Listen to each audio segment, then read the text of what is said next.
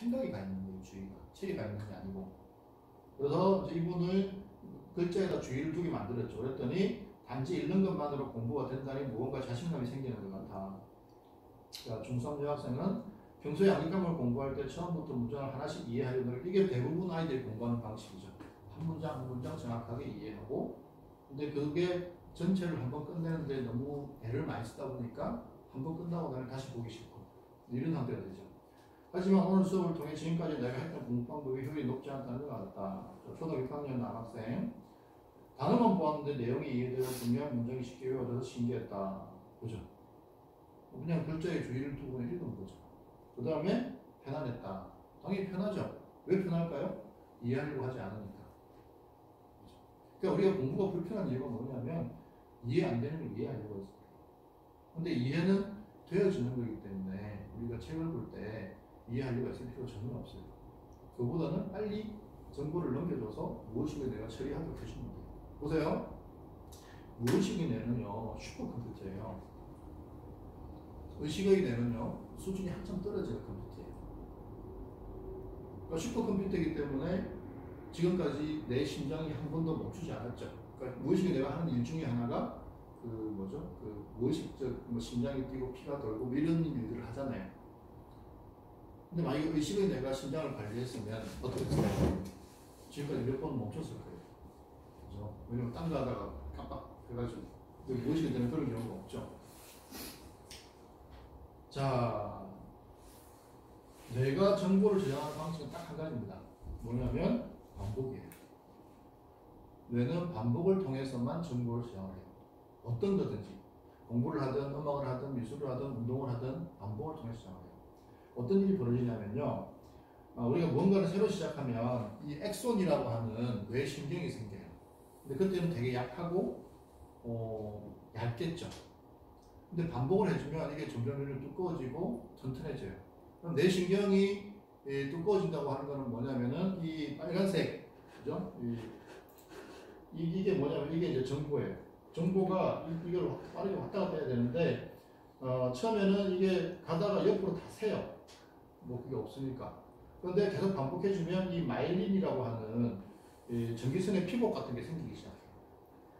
그래서 우리 반복을 해주면 엑손이 튼튼해지고 이 마일린이 두꺼워지면 이제 이 빨간색 동그라미 이 전기가 새지 않아요. 새지 않고 빠르게 왔다 갔다 돼요. 이때가 뭐냐면 우리가 안다라고 하는 거예요.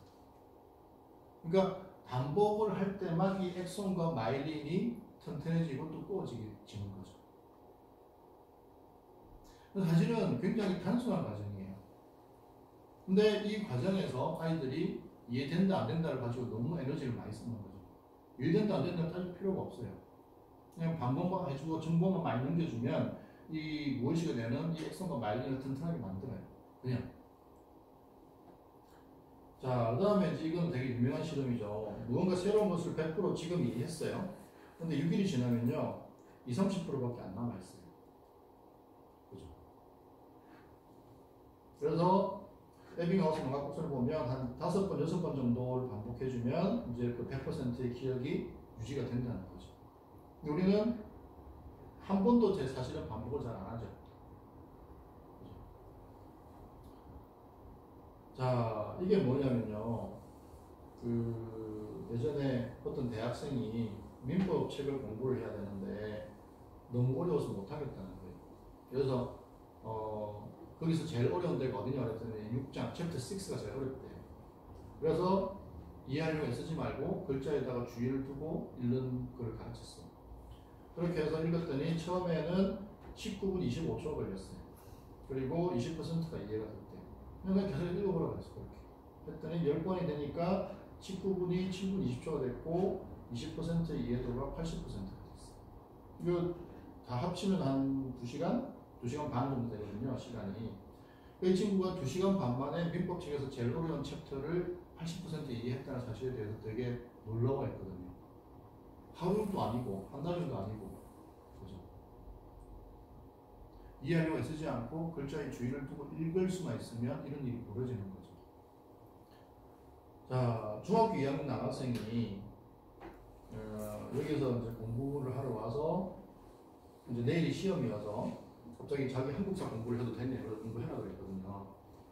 그랬더니 이제 한국사 문제지를 끝내는 거예요. 그래서 제가 그 문제지 가지고 뭐 하려고 그랬더니 풀어보려고요. 그래서 내일 시험이어서요. 그래서 공부는 했니? 그랬더니 안 했대요. 그럼 문제 풀어보면 뭐 하니? 그랬더니 뭐 그래도 문제를 풀어보고 그거라도 이제 하겠다는 거죠. 그래서 제가 교과서를 읽어보라고 했어요. 그랬더니 시험 범위가 38분 걸렸어요. 그 다음에 이해도는 25%. 자, 이거는 무슨 의미일까요? 수업을 안 들었다는 얘기죠. 왜냐면 한국사는 한글로 되어 있잖아요. 수업만 들었어도 한 50%는 이해를 하고 있어야죠. 이게 마치 처음 보는 내용이 되는 거죠. 자, 그 다음에 이때 한 6회 정도 갈 때쯤에 돼서 이제 수업이 끝났어요. 근데 이제 38분 걸리던 게 10분으로 줄었죠. 한 4분의 1로 줄었죠. 그 다음에 이해도는 50% 올라갔고. 그죠? 이제 얘가 조금 더 시간을 달래요. 그래서 이제 학원문을 안 닫고 같이 있었어요. 그랬더니 마지막에 이제 11분이 걸렸고 85% 얘기가 된 거죠. 물론 주관적인 이해도입니다. 그래서 이 친구는 그 다음날 이 한국사를 80점대를 받았어요. 실제로. 마찬가지로 과학도 마찬가지죠. 15% 되던 게 75%까지 올라가는 거죠. 리딩만으로. 수학도 마찬가지고. 그래서 과목은 별 상관이 없어요. 자, 결국은 이제 요게 이해도 그럴 거고요. 요게 시간인데 시간은 처음이 100% 대비해서 한 3, 40%로 줄죠. 이해도는 1, 20%가 한 8, 90% 올라가고. 자, 그래서 이런 과정을 거치게 돼요. 처음에 우리가 공부를 하면 무엇을 모르는지를 몰라요. 근데 이거 읽어보면 여전히 아는 건 없는데 무엇을 모르는지를 알아요. 이게 진짜 중요한 변화예요. 그리고 이 과정이 아이들이 제일 싫어해요. 왜냐면 이렇게 눈을 가리고 앞을 걸어가는 것 같은 느낌이거든요. 그러니까 무엇을 모르는지 모르는 상태에서 무엇을 모르는지 아는 상태까지 그 알아진 건 아무것도 없어요. 근데 무엇을 모르는지를 알았다는 사실이 되게 중요해요. 이게 명확해지면 타겟이 분명하잖아요. 이때부터 아이들이 정보를 끌어당기기 시작해요. 그래서 이렇게 쭉 이제 이해도 올라가기 시작하거든요. 근데 이 안다고 착각하는 상태가 돼요. 나중에는. 근데 아이들이 여기서 공부를 멈춰요. 자, 보세요. 시험이라고 하는 거는 저절로 생각나는 상태를 요구하는 거예요. 그죠? 아이들이 시험을 보고 어떻게 얘기하냐면 이렇게 얘기해요. 선생님, 문제에서 다 알겠는데요. 그 괄호한 부분만 생각이 안 나더라고. 이렇게 말을 해요. 괄호한 부분만 생각이 안 난다는 거죠. 이게 무슨 말이냐면 보고 아는 상태까지만 공부를 한 거예요. 그러니까 보면은 다 알겠거든요. 그러니까 아이들이 이 상태에서 내가 다 아는구나라고 착각하는 거죠. 그래서 여기서는 그게 이제 안다고 착각하는 상태예요. 자, 보세요. 시험은 저절로 생각나는 상태를 요구해요. 수학 문제 같은 경우도 뭐 45분 동안에 20문제, 25문제를 풀어야 되잖아요. 그러면은 그동안에 문제를 보고 생각할 여유는 사실 별로 없죠. 대부분의 문제는 보는 순간 어떻게 풀어야 될지 저절로 떠오르고 대부분 풀고 한 두세 문제를 가지고 실험하는 게 사실 정상적인 상황인 거죠. 근데 모든 문제를 생각해야 되는 상태, 즉 안다고 착각하는 상태까지만 공부를 하고 가면 좋은 성적이 나올 리가 없죠. 그래서 항상 공부는 저절로 생각나는 상태까지 가야 돼. 왜? 시험에 저절로 생각나는 상태를 요구하기 때문에. 아이들이 이거를 계획을 몰라요. 그래서 항상 저절로 생각나는 상태까지 가야 되는데, 보세요. 막 애쓰면서 한 번 했어요. 두 번 보기 싫죠. 이 상태로는 절대 저절로 생각나는 상태로 갈 수가 없어요. 근데 애쓰지 않고, 이해하려고 하지 않고, 그렇죠? 글자에 주의만 두고 편안하게 읽는 걸 하면 이 상태에 갈 수 있어요. 그런 차이가 있는 거예요. 자, 넘어가고요. 자, 그러면 반복한다라는 그 저절로 이해한다 이건 뭐냐면 이해라고 하는 거는 내가 하는 게 아니에요. 무의식을 내가 하는 거기 때문에 내가 할 일은 무의식을 내다가 정보만 충실하게 넘겨주면 돼요. 이거는 사실은 너무나 쉬운 일 아니에요? 그죠? 근데 우리가 그 과정에 처음에는 무엇을 모르는 상태에서 저절로 생각나는 상태까지 가는 과정에 이해도가 서서히 올라가기 시작하죠. 근데 우리는 이 과정을 너무나 괴로워해요. 왜 그럴까요? 아이가 이 세상에 태어나서 아기 때 또는 초등학교 저학년 때 무언가가 이해 안 된다는 사실을 괴로워했나요? 괴로워하지 않았죠. 근데 초등학교 고학년이 되고 중학생이 되면서 굉장히 부담스러워하죠, 아이들이. 왜 그럴까요? 부모님이 잘못했습니다. 부모님이 아이가 성적을 잘 받아오면 웃어줬어요. 아이가 성적을 못 받아오면 표정이 굳었어요. 거기서 아이들은 상처받는 거예요, 사실. 그러니까 뭔가 성적을 잘 받을 수 없다는 사실이 아이들한테 엄청나게 부담으로 다가오는 거죠. 왜냐하면 부모는 아이가 볼 때는 전부잖아요. 나의 전부가 안 좋아하니까 그때부터 아이는 엄청나게 부담을 느끼기 시작하는 거죠. 자,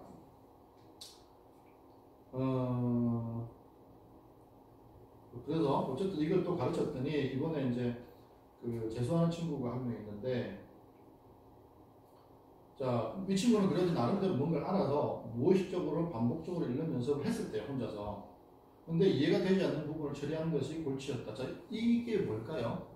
이 친구는 이해가 되지 않는 것을 이해하려고 엄청나게 애를 쓰고 있었다는 거죠. 그죠? 근데 여기서 이해하려고 애쓰지 않고 글자의 주의를 두고 읽어봤더니 전혀 힘을 쓰지 않아도 이해가 되지 않는 부분이 저절로 이해가 되어지니 신기했다. 그죠? 왜냐하면 이해는 무의식이 내가 하는 거기 때문에 우리는 사실은 관심을 안 가져도 돼요.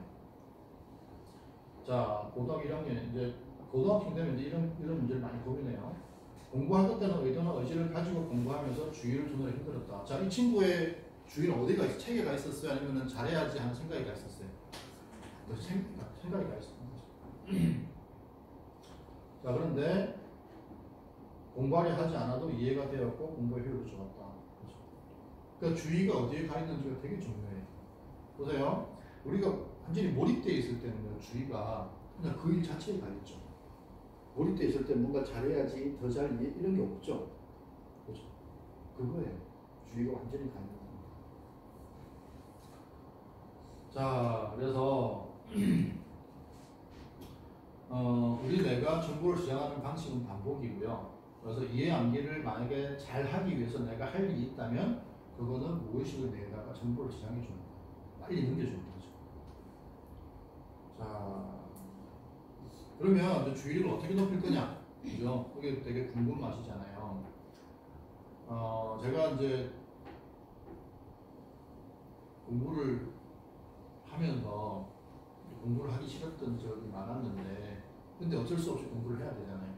뭐 시험도 있고 여러 가지가 있으니까. 근데 터득한 게 한 가지가 있어요.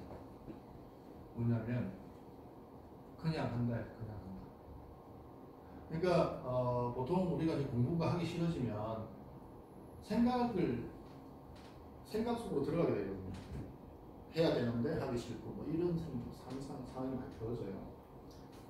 근데 또 그 상황이 또 괴롭고, 근데 이제 그런 경험을 많이 하다가 우연히 알게 된 게 뭐냐면 그냥 한다. 그러니까 생각하고 상관없이 그냥 한다. 그랬을 때 이게 뭔가가 효율이 나기 시작하더라고요. 그거와 관련 있는 내용이에요. 자, 이 멈추지 않는다라고 하는 거는요, 책에다가 주의를 두고 글을 읽는 상태를 멈추지 않는 거예요. 그래서 아이들한테 5분 동안 또는 1분 동안 글자에 주의를 두고 읽어보라고 해요. 1분 정도는 애들이 하거든요. 그러면은 그 다음에 5분 동안 해봐요. 해보고 아이들한테 5분 뒤에 물어봐요. 몇 번 정도 주의가 떠났니? 그럼 뭐 3번, 5번, 뭐 10번 이렇게 나와요. 근데 중요한 거는 떠난 것보다 더 중요한 거는 떠난 상태에서 몇 초 정도 머무르다가 다시 책으로 주의가 돌아왔느냐는 사실이에요. 근데 이걸 몇 번 정도 계속 반복해주면요, 애들이 5분 동안에 보통 한 3번 내지 5번 정도 이게 확 줄어요. 주의가 떠나는 게, 그러니까 멈추는 경우 횟수가. 그 다음에 시간도 보통은 한 번 떠날 때마다 한 5초 정도 줄기 시작해요. 그렇게 해서 이 훈련을 계속 해주는 거죠.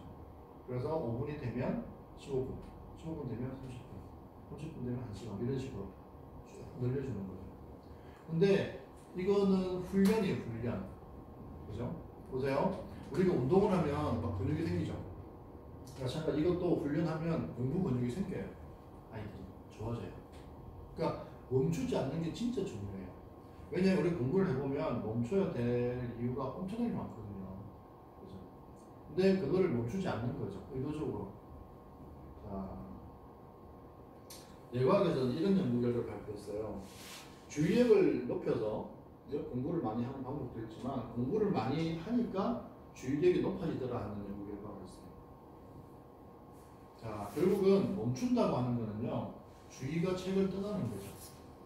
어떤 이유에서는. 그러면 결국은 무의식 뇌의 정보 제공이 중단되겠죠. 그러면 무의식은 감각되는 것에 대한 정보를 처리하죠. 그러니까 글자를 보면은 글자에 대한 정보를 처리하니까 책의 내용을 저장이 될 거고, 책을 떠나서 무언가를 뭐 보든지 만지든지 하게 되면 또 그걸 처리하니까. 자, 두 번째는 뭐냐면요, 이걸 계산해 봤어요. 만약에 1분에 5초 동안 멈춘다면, 그죠? 사실 1분에 5초 정도는 우리가 별 대수롭지 않게 여기죠.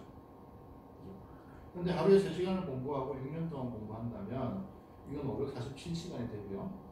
이 시간은 하루에 3시간씩 6개월 동안 공부하는 날이 돼요. 뭐 당연하겠죠. 자, 우리가 6년 동안 공부하면서 다른 사람보다 6개월을 더 공부할 수 있는 찬스가 생긴다면, 그죠? 근데 그 찬스가 실제로 가능해요.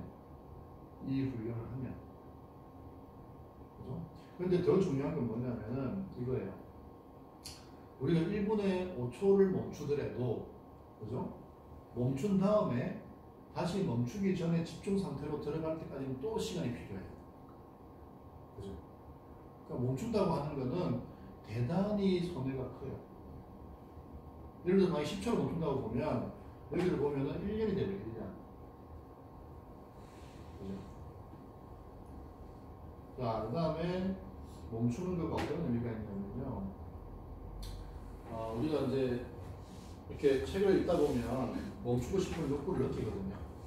그랬을 때 멈추고 싶은 욕구를 한 번, 두 번, 세 번, 네 번 참아요. 쉽게 말하면. 그러면요, 자기도 모르게 이게 완전 몰입 상태로 들어가게 돼요. 왜 그러냐면 우리 뇌는요, 하나의 대상에 주의를 두고 있으면 효율을 올려버려요. 그거를 특징이 있거든요. 그래서 멈추고 싶은 욕구를 한 번, 두 번, 세 번, 네 번 참으면 이게 완전 몰입 상태로 들어가요. 그래서 여기서 이제 공부하는 애들한테 물어보면 그런 거를 그냥 쉽게 경험해요. 멈추고 싶은 욕구를 그냥 참는 거죠. 참고 세 번 하다 보면 자기도 모르게 완전히 훅 빠져있는 상태를 발견하게 돼요. 이렇게. 그래서 사실은 멈추고 싶은 욕구가 우리가 완전 몰입 상태로 들어가는 아주 강력한 도구가 되기 시작해요. 그 아이들이 이걸 이해를 하면 멈추고 싶은 욕구를 도구로 쓰기 시작해요. 왜 그러냐면 완전 몰입 상태로 들어가면 도파민이 나오거든요. 도파민이라는 거는 중독 호르몬이잖아요. 그러니까 중독 호르몬이 뭐 알코올 중독, 이런 것도 있지만 일 중독, 공부 중독도 있거든요. 그 똑같은 도파민 작용이거든요. 그러니까 아이들이 그 멈추고 싶은 욕구를 몇 번 멈추다가, 그러니까 몇 번 참다가 이것이 완전 몰입 상태로 들어가고, 그때 도파민이 과다 분비되고, 도파민 중독이 되고, 그때 다시 느끼는 느낌은 뭐냐면은 편안함이에요. 편안함, 행복함, 약간의 기쁨, 이런 것들을 느끼기 시작하거든요. 그러니까 이런 것들을 몇 번 경험하기 시작하면 이제 이거를 도구로 쓰기 시작해요. 그렇게 이제 유도를 해주는 거죠. 자, 결국은 주의력을 높이는 방법은요, 멈추지 않는 거예요. 1분도 괜찮고 5분도 괜찮아요. 그 다음에 그 멈추고 싶은 욕구를 완전 몰입 상태로 들어가는 도구로 쓰게끔만, 그런 경험만 하게 해주면 돼요. 그러면 이게 완전 몰입 상태로 들어가고, 그때 내 느낌이 너무 좋고 행복하고, 그러니까 모른다고 하는 사실이 별로 불편하지 않고, 그 상태만 그냥 지속을 해주면 결국 실력은 쌓이게 돼 있거든요. 시간만 확보를 해주면 그렇게 됩니다. 자, 그런데 한 가지 이제 뇌과학에서 얘기하는 게 있어요. 뭐냐면 그 공부라고 하는 것에서 완전 몰입 상태를 경험했을 때 이게 이제 깊게 들어가줘야 되거든요. 근데 그 공부에서 깊게 들어가기는 조금 어려움이 있어요. 왜냐면은 재미가 없는 거기 때문에, 원천적으로. 그래서 아이들이 그 취미생활 있잖아요. 그 음악이든 미술이든 동기들. 자, 이게 중요한 것도 이런 게 있어요. 우리가 주의를 뺏기는 게 있고요, 주의를 두는 게 있어요. 그러니까 게임, 그러니까 컴퓨터 게임은, 그죠? 핸드폰 게임은 이거는 주의를 뺏기는 거예요. 그러니까 주의를 뺏긴 상태에서 몰입하는 게 있고요, 주의를 두는 상태에서 몰입하는 게 있어요. 근데 주의를 뺏긴 상태에서의 몰입은 주의를 두는 상태에서의 몰입으로 연결되지 않아요. 그래서 아이들이 경험해야 되는 건 뭐냐면은 주의를 두는 상태에서의 몰입. 뭐 레고를 하든 뭐 운동을 하든 줄넘기를 하든 뭐 음악을 하든 아무 상관없어요. 그래서 뭔가 내가 주의를 두는 상태에서 깊은 몰입을 경험하게 해줘야 돼요. 그래서 만약에 애가 레고를 좋아한다, 그럼 레고 대회에 보내는 거죠. 그러면 레고 대회 나가려면 더 집중해야 되거든요. 그래서 그 준비하는 과정에서 아이가 깊은 몰입 상태를 체험하게 되거든요. 그래서 가끔 이런 부모님이 계세요. 우리 아이가 뭐 레고만 했어요. 그래서 뭔가 책을 좀 보게 할 수 있는 방법이 없을까요? 그래서 레고를 더 하게 하자 이렇게 말씀드리거든요. 그래야 돼요. 그래서 아이가 취미 생활을 통해서, 취미는 좋아하는 거니까 자기가 좋아하는 걸 통해서 깊은 몰입 상태를 경험하게 하면 그것이 공부로 돌아섰을 때 똑같은 이미 해봤잖아요. 어떤 상태까지 가야 되는지 알거든요. 그렇게 연결되겠죠. 근데 그런 게 없는 경우는 이 공부에서 깊은 몰입 상태로 들어가기 좀 어려워요. 경험이 없으니까. 자, 그래서 뇌과학자들이 하는 얘기는 이런 거예요. 아이의 공부 시간에서 20%를 빼서 취미 생활을 강력하게 하게 만들어요. 가급적이면 프로급에 준하도록.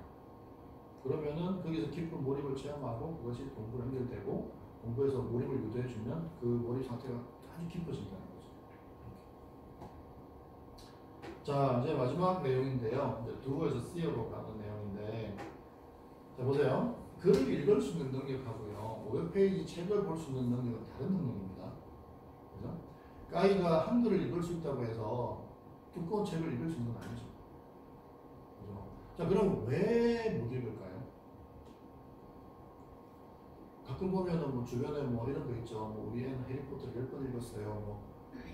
되게 부러운데 우리 애는 왜 안 할까요? 이게 힘들어서 그래요. 그죠? 자, 이게 무슨 얘기냐면, 자, 지금까지 들어보시니까 내가 공부를 책임지는 책임자예요? 아니면 그냥 정보를 제공하는 정보 제공자예요? 정보 제공자죠. 근데 우리는 아이에게 이 공부의 책임은 네가 져야 돼 라고 가르치고 있어. 이해도 네가 해야 되는 거고 이해 안 되는 걸 네가 돌파해야 되는 거고 이렇게 가르치고 있어요. 아니거든요. 그죠?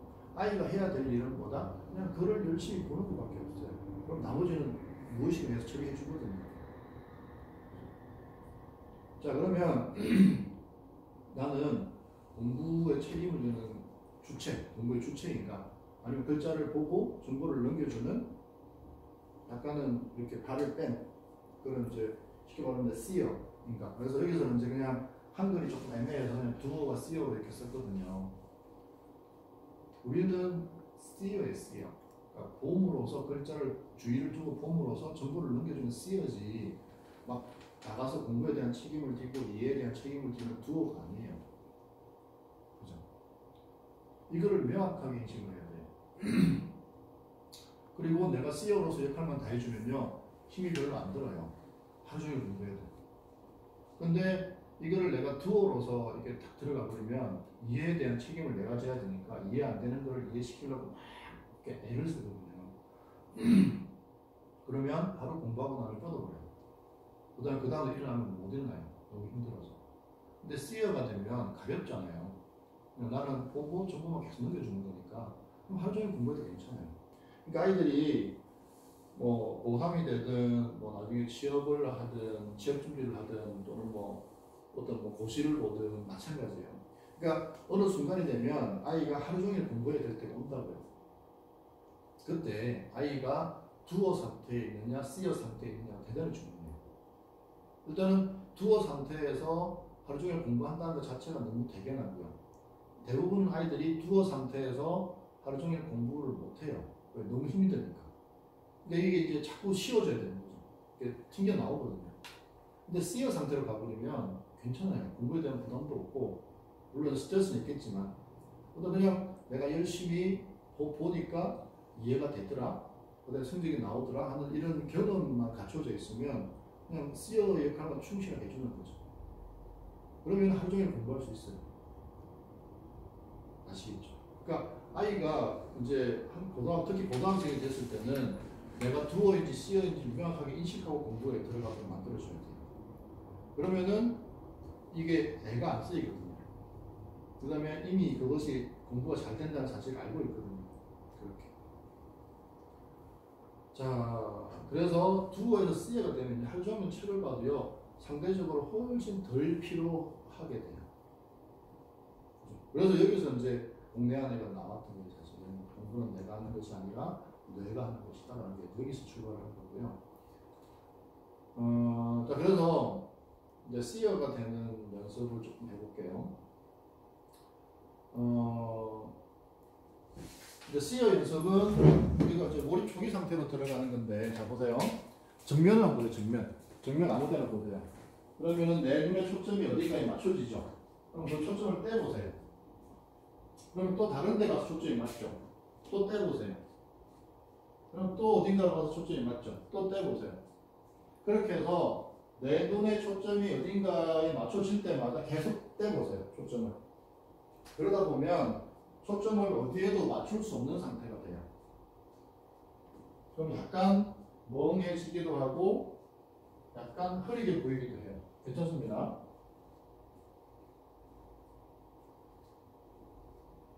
자, 그 상태를 전체를 한꺼번에 본다고 해서 전체주의라는 이름이 있어요.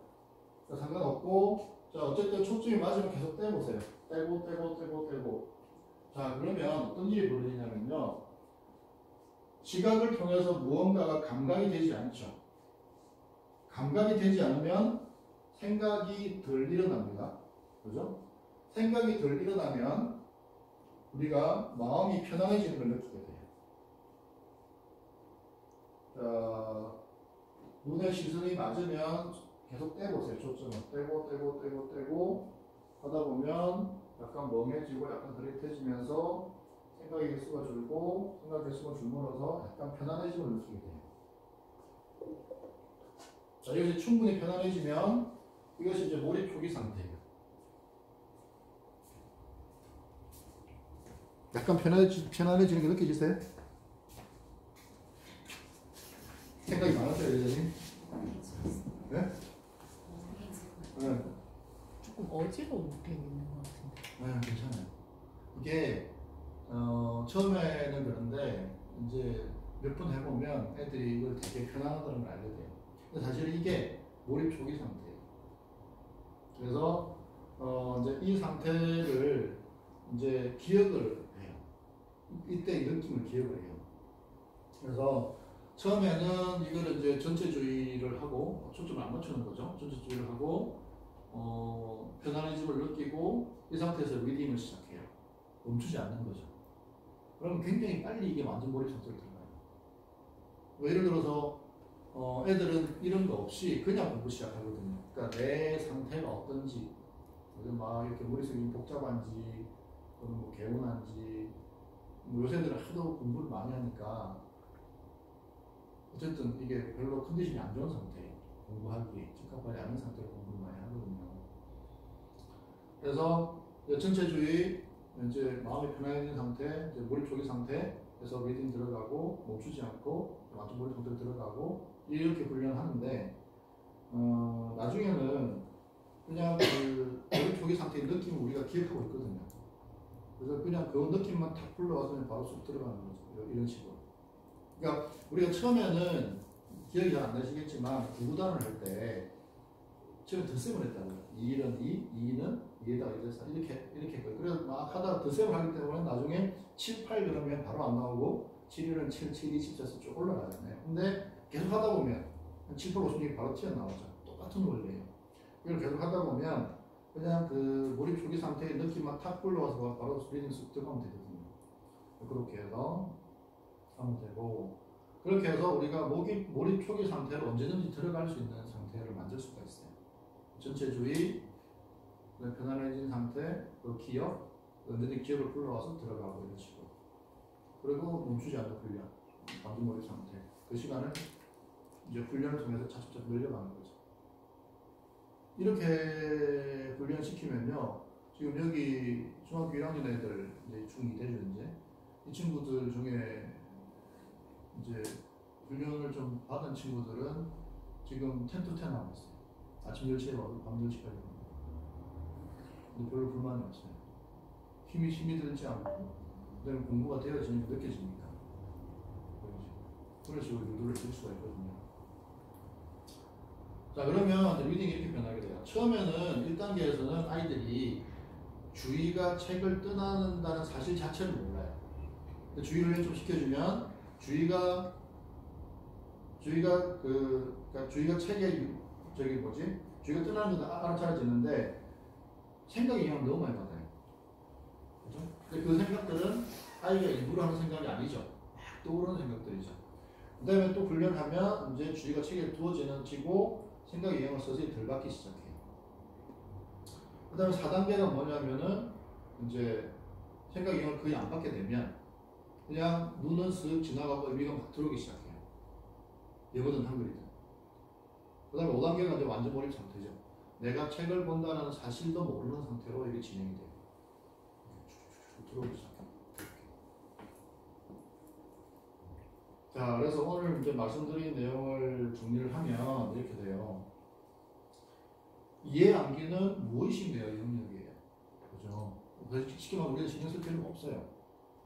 그리고 인간에게는 주의가 하나밖에 없어요. 그 다음에 뇌가 정보를 수행하는 방식은 반복밖에 없어요. 이 세 가지를 종합해 봤을 때 내가 공부를 할 때 해야 할 일은 주의를 두고 글자를 읽는 것밖에 없어요. 그렇게 해서 정보를 넘겨주는 거죠. 무의식뇌를. 그 다음에 주의력을 높이는 방법은 멈추지 않는 거예요. 그리고 멈추고 싶은 욕구를 완전 몰입 상태로 들어가는 거죠. 그리고 do에서 see가 되고, 그죠? 에너지를 훨씬 덜 소모할 수 있게 되고, 그 다음에 전체 주의를 통해서 우리가 몰입 초기 상태로 들어가면 돼요. 이렇게. 그래서 여기서 제일 중요한 거는 뭐 아이들한테 이런 이론을 설명할 필요는 없잖아요. 멈추지 않고 훈련하는 거죠. 1분부터 1분 동안 멈추지 않고 읽어보는 거죠. 그 다음에 1분이 되면 1분은 보통 되거든요. 애들이 5분. 그 다음에 5분을 하고 나서 꼭 그 피드백을 해줘야 돼요. 자, 몇 번 멈췄어? 몇 번 주의가 떠났어? 그 다음에 왜 떠났어? 그러니까 대부분은 자기도 모르게 떠나요. 그 다음에 떠났을 때 몇 초 정도 못 물었던 것 같아? 그 세 가지만 질문하시면 돼요. 그죠? 몇 번 떠났어? 왜 떠났어? 몇 초 못 물었어? 이렇게 5분만 해주시면 아이들이 5분, 처음에 5분을 하게 되면 어떤 친구들, 어떤 여학생들, 약간 예민한 여학생들은 5분 동안에 주의가 20분도 더 떠나요.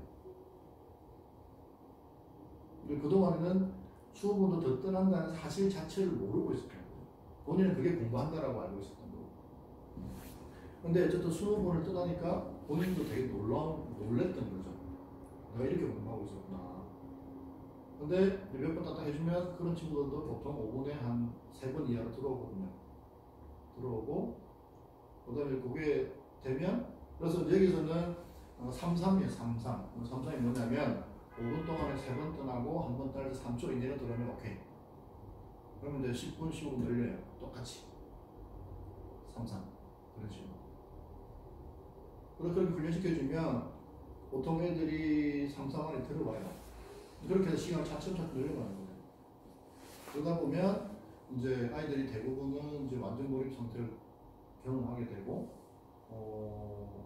그렇게 해서 이제 자기의 공부에 대한 뭐라 그럴까 성공 경험이 생기다 보면 아이들이 차츰차츰 이제 집중하기 시작하는 거죠.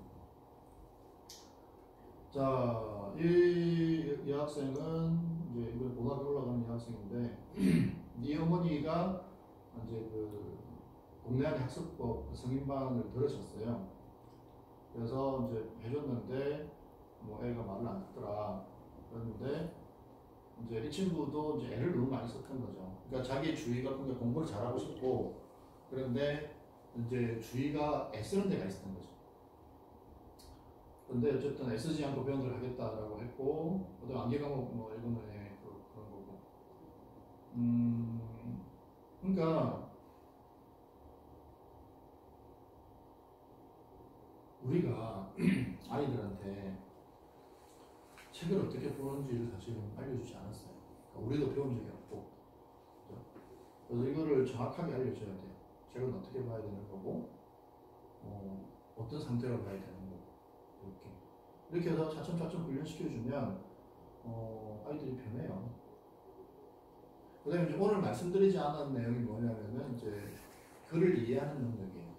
이게 무슨 말이냐면 똑같은 글을 읽었을 때 이해도가 다르죠. 그건 뭐냐면은 그 아이 안에 있는 기본 데이터, 기본 데이터가 양이거든요. 그래서 어떤 친구들을 보면 이게 글을 읽었을 때 이해가 안 되니까 자꾸 이게 쳐내요. 자기들 모르게. 그런 친구들은 학원을 보낼 게 아니라 그 공부머리 독서법이라는 책이 있거든요. 작년에 나오면서 히트를 많이 쳤던 책인데 그 책은 이제 그 책을 쓰신 분이 대치동에서 학원 논술을 학원을 하시면서 보니까 대치동 애들이 너무 똑똑하더래. 초등학교 때 너무 똑똑한데 중학교 가면 성적이 떨어지는 거예요. 그래서 왜 그럴까를 되게 근데 그걸 대치동에 있는 학원 선생님들은 다 그냥 원래 그런 거야 뭐 이렇게 얘기를 하는 거고 이분이 너무 이상해서 해보니까 결국은 그 관건이 독서예요. 독서. 책을 읽지 않아서 그러니까 영어 수학화 시키는 거죠. 영어 수학화 시키는데 보세요. 수학이라고 하는 것이 뭐 수학 공식 개념 이해하고 뭐 문제 많이 푼다고 되는 게 아니죠. 예를 들어서 여기 이제 이번에 고등학교 가는 친구인데 이 친구가 3학년 중3 이제 그러니까 중2 겨울 방학이죠. 중2 겨울 방학 때 왔었어요. 근데 그때 60점대 후반 70점 초반이었어요 수학이. 그래서 이제 해서 수학을 쭉 가르쳤는데 어쩔 수 없이 이제 진도를 나갔죠. 근데 어쨌든 4학년 1학기 때 성적이 좀 오르긴 올랐어요. 올랐는데 만족할 만한 수준은 아니었고 여름 방학이 됐죠. 시험 끝나고 그때 제가 독서하고 그다음 비문학 문제집 이를 풀라고 했어요. 이제 과외로. 그래서 어쨌든 얘가 꾸준히 했어요. 했는데 여름 방학 시작할 때 했는데 여름 방학 끝날 때 딱 보니까 얘가 딱 그 내용적으로 보기에도 수학 문제를 대하는 자세가 달라져 있어요. 예전에는 좀 이렇게 약간 하기 싫은 자세였다면 탁 붙어가지고 이렇게 하는 거죠. 그러니까 그게 뭐냐면은 그 수학 문제를 읽었을 때 이해되어지는 정도가 달라지는 거죠. 즉 글을 이해하는 능력이 좋아지니까 그렇게 해서 이 친구가 이제 3학년 2학기 중간고사 때는 사실은 이제 90점 넘을 거라고 생각을 했었는데 87점이 나왔어요. 그리고 2학기 기말고사 한 달 전에 신천중학교 친구인데 신천중학교 작년 기출 문제를 줬어요. 한 달 전에. 그때 2개 틀리더라고요. 그래서 이거 되겠다 싶어서 해서 이제 마지막 졸업하기 전에 100점 받고 졸업했고 지금의 문제점은 수학만 하려고 한다는 거. 어쨌든 그러니까 그게 그러니까 글을 읽고 이해하는 거는 아예 의지가 아니죠. 우리가 이거를 반드시 이해해야지 라고 강력한 의지를 낸다고 해서 이해되는 게 아니죠. 그러니까 이해된다 안 된다는 무의식 내가 영역이고요. 무의식이 되는 그 안에 있는 기존의 데이터를 가지고 하는 거거든요. 결국은 독서의 양이 상당히 중요한데 문제는 우리나라 아이들이 독서를 중학교 가면서 멈춘다는 거죠. 그리고 고등학교에 가면은 교과서가 이해가 안 되기 시작해요. 근데 교과서라고 하는 거는 40만 명, 50만 명이 공부하는 책이잖아요. 막 어렵게 만들어 놓은 책이 아니거든요. 근데 그게 이해가 안 된다라고 하는 거는 독서가 터무니없이 부족하다는 거죠. 그래서 그 공부머리 독서법을 보면 그 선생님이 이제 여러 처방을 해놓으셨는데 그냥 평균적으로 보면 2주에 한 번씩 6개월 그렇게 하면은 아이가 어떤 일정 이제 글을 이해한 능력의 궤도에 들어선다는 거죠. 그래서 그게 반드시 선행이 돼야 돼요. 그러니까 그것이 선행이 되지 않은 상태에서 아무리 학원을 보내도요 안 돼요.